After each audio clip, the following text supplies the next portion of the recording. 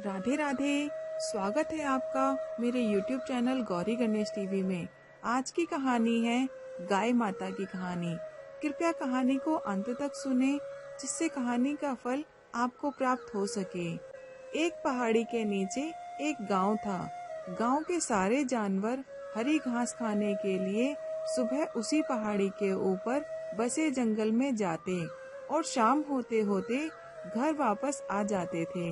हर दिन की तरह लक्ष्मी नाम की एक गाय अन्य गायों के साथ उसी पहाड़ी के जंगल में घास खाने के लिए गई थी। वह हरी घास खाने में इतनी ज्यादा प्रसन्न थी कि वह कब एक शेर की गुफा के पास पहुंच गई, उसे पता भी नहीं चला।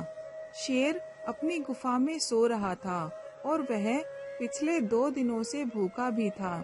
जैसे ही लक्ष्मी शेर की गुफा के पास पहुंची, गाय की खुशबू से शेर की नींद खुल गई। वह शेर धीरे धीरे गुफा से बाहर आया और गुफा के बाहर गाय देखकर खुश हो गया। शेर ने मन ही मन में सोचा कि आज उसकी 2 दिन की भूख मिट जाएगी। वह इस तंदुरुस्त गाय का ताजा मांस खाएगा। और यह सोचकर उसने एक तेज दहाड़ लगाई। लक्ष्मी शेर की दहाड़ सुनकर डर जाती है। जब वह अपने आसपास देखती है तो वहाँ दूर दूर तक उसको कोई भी दूसरी गाय नहीं दिखी। जब वह हिम्मत करके पीछे मुड़ी तो उसे सामने शेर खड़ा हुआ दिखाई दिया। उस शेर ने लक्ष्मी को देखकर फिर से दहाड़ लगाई और लक्ष्मी से कहा, मुझे 2 दिन से कोई शिकार नहीं मिल रहा था।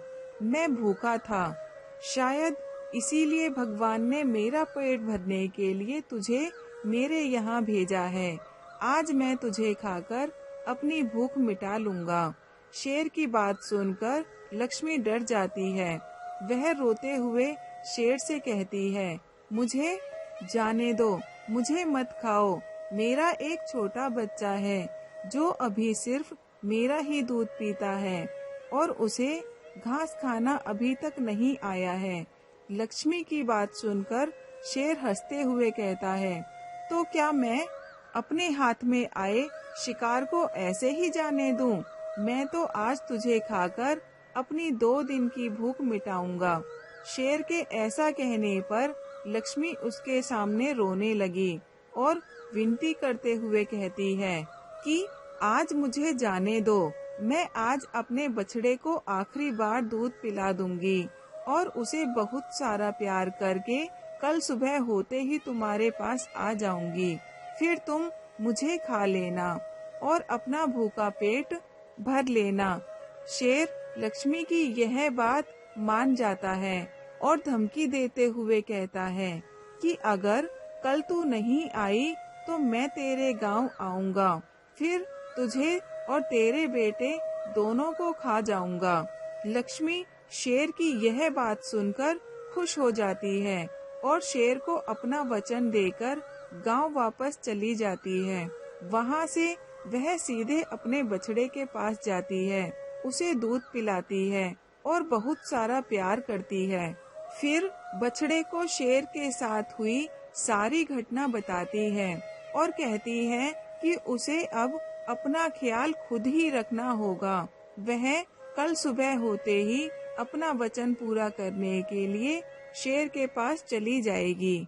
अपनी माँ की बातें सुनकर बछड़ा रोने लगता है। दूसरे दिन सुबह होते ही लक्ष्मी जंगल की तरफ निकल जाती है और शेर की गुफा के सामने पहुंचकर शेर से कहती है, अपने वचन के अनुसार मैं तुम्हारे पास आ गई हूँ, अब तुम मुझे खा सकते हो।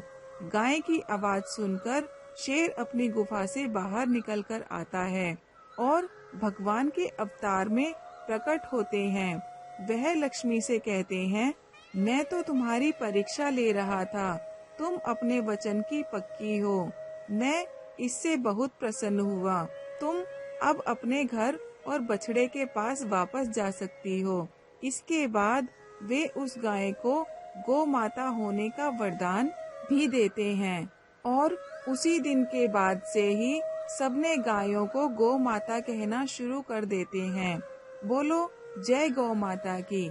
आपको यह कहानी कैसी लगी कृपया कमेंट बॉक्स में जरूर बताएं और मेरे चैनल को लाइक करें, शेयर करें, सब्सक्राइब करके बेल आइकन के बटन को जरूर प्रेस करें, जिससे आने वाली हर कहानी आप तक सबसे पहले पहुंच सके। मिलते हैं और नई कहानियों के साथ। राधे राधे।